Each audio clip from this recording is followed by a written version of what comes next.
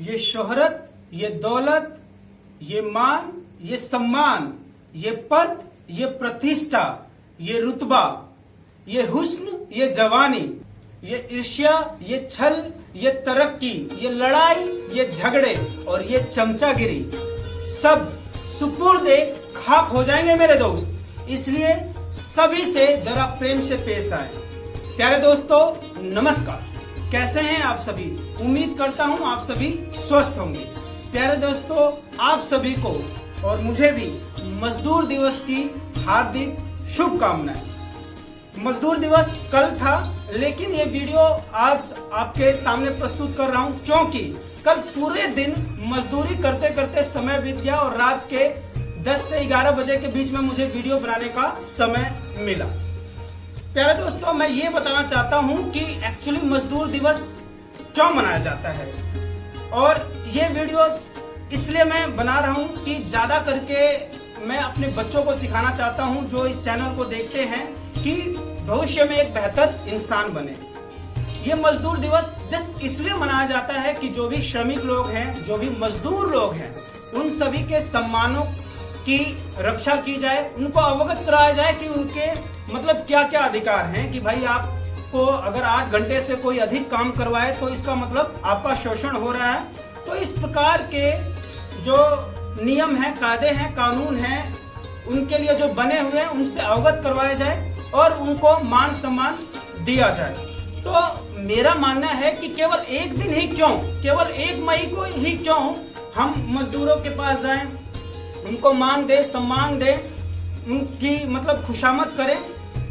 ये जो मजदूर दिवस है प्यारे बच्चों, आप हमेशा याद रखिए कि जो मजदूर एक कहने में आपको मतलब एक डेफिनेशन बनाई गई है कि जो सर पे तसला लेके चलता है, जो सर पे टोकरी लेके चलता है वो मजदूर है, जो झाड़ू लगा रहा है वो मजदूर है, जो पोछा लगा रहा है वो मजदूर है, जो रोड पे ठेला लगा रहा है वो मजदूर है। नहीं, हर कोई मजदूर है। चाहे सुबेरे जो अपने टोकरी पर तसला लेके चले, चाहे ठेला लगा के चले, या मेरे जैसे कोट टाई पहनकर और गले में बैग लटका के चले, वो भी मजदूर है। क्यों? मजदूर सभी लोग हैं। अब कई लोग कहेंगे कि भाई मैं तो सरकारी मुलाजिम हूं, मेरे को मजदूर क्यों कह रहे हो आप? भाई साहब आप भी मजदूर हैं। अगर कहीं आपको इस बात का गुमान है कि आप सरकारी जॉब में हैं, आप प्राइवेट जॉब में हैं, आप 1 लाख रुपया प्रति महीना कमाते हैं, आप 20 लाख रुपया प्रति महीना कमाते हैं, तो जरा 2 महीने घर पे बैठ जाइए, नौकरी छोड़ के 2 महीने घर पे बैठ जाइए, आपको मालूम चल जाएगा कि आप मजदूर हैं कि मजबूर हैं कि मालिक हैं। तो मेरे कहने का मतलब है कि जो भी मेहनत करके खा रहा है सभी लोग मजदूर हैं। तो ज्यादा डिफरेंस करने की जरूरत नहीं है कि भाई ये मजदूर है, ये 4th क्लास एम्प्लॉय है, I am 1st class employ. Nothing is like that, ऐसा कुछ भी नहीं है।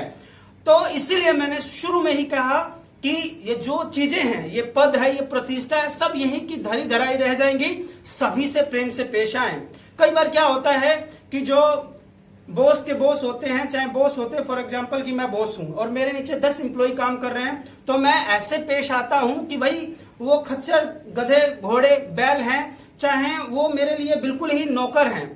ऐसा पेश नहीं आना है, क्योंकि आप इस गलतफहमी को दूर कर लीजिए कि भाई केवल जो 4th क्लास जो नीचे काम कर रहे हैं वही मजदूर है। हर कोई मजदूर है, आप भी मजदूर हैं, आप बॉस हैं लेकिन आप भी मजदूर हैं। और इस बात को लिख लीजिए, जो जितने बड़े ओहदे पे है उतना बड़ा मजदूर है। बस फर्क इतना है कि आपकी जब पिलाई होती है तो बिहाइंड द कर्टेन होती है, 4 रूम 4 दीवारी के अंदर होती है, और भाई वो मजदूर है, आपने उसको चार समाज में डांट दिया तो चलो भाई वो ज्यादा पढ़ा लिखा नहीं है, आपने उसकी बेइज्जती कर दी। तो थोड़ा सा प्रेम से पेश आए। कई बार क्या होता है, भाई मजदूर साहब नमस्कार, साहब राम राम, कई लोग राम राम भी नहीं लेते साहब, ठीक है ना। तो थोड़ा सा प्रेम से पेश आए। यदि सामने वाला आपको इज्जत दे रहा है तो आप भी उसको, अगर उसने राम राम कहा, उसने नमस्ते साहब कहा, तो आप भी उसको नमस्ते कहिए। और इस चीज को हमेशा याद रखिए कि आप भी मजदूर हैं। तो अभिमान रे बंदे, मत कर तू अभिमान रे बंदे, झूठी तेरी शान रे। तेरे जैसे लाखों आए, तेरे जैसे लाखों आए और लाखों ही माटी ने खाए। रहा ना नामो निशान रे बंदे, मत कर तू अभिमान रे। तो अभिमान मत कीजिएगा किसी भी पद की, प्रतिष्ठा की और पहुंच की। तो इस चीज को हमेशा ध्यान रखिए। और कई बार क्या होता है, एक राज की बात आपको बता दूं कि जो बॉस होता है आपसे काम करवाने के लिए आपको बोल देगा कि तू ही है, जो कुछ है तू ही है, और आप आ जाते हैं चक्कर में, ठीक है, और आप दूसरे को कीड़े मकोड़े समझने लग जाते हैं। तो ये समय है मेरे दोस्त, समय बदलते देर नहीं लगती। तो अपनी बुद्धिमत्ता का प्रयोग कीजिए, आप ईमानदारी से काम कीजिए। बस ये मजदूर और मालिक, मजदूर से मालिक बनने में केवल एक चीज ये है कि आप जो भी काम कर रहे हैं आप ईमानदारी से काम कीजिए।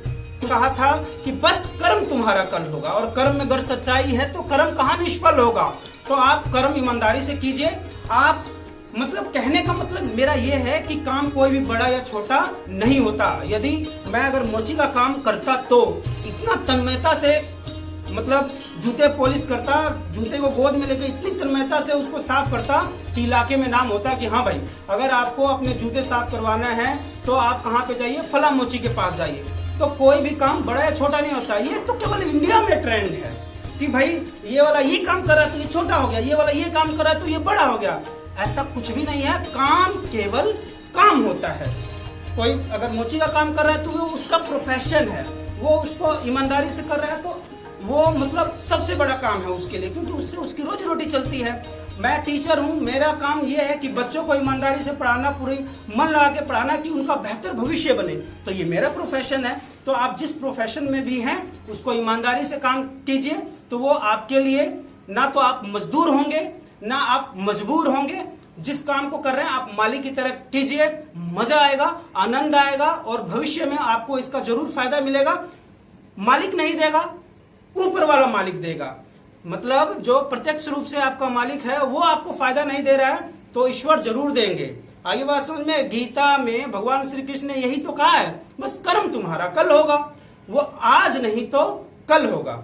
कहने का मतलब जो आप कर्म कर रहे हैं उसका फल आपको भविष्य में जरूर मिलेगा। ईमानदारी से काम कीजिए। मैं ये देना चाहूंगा कि प्यारे बच्चों, आपके गली में, आपके स्कूल में, आप कहीं पे भी जाएं, जो भी आपको इस प्रकार के व्यक्ति दिखें जिसको लोग दुनिया मजदूर कहती है, चाहे कहती है कि भाई ये तो ये ठेली वाला है, ये तो मोची है, ये तो बार्बर है, उन सभी से प्रेम से पेश आए।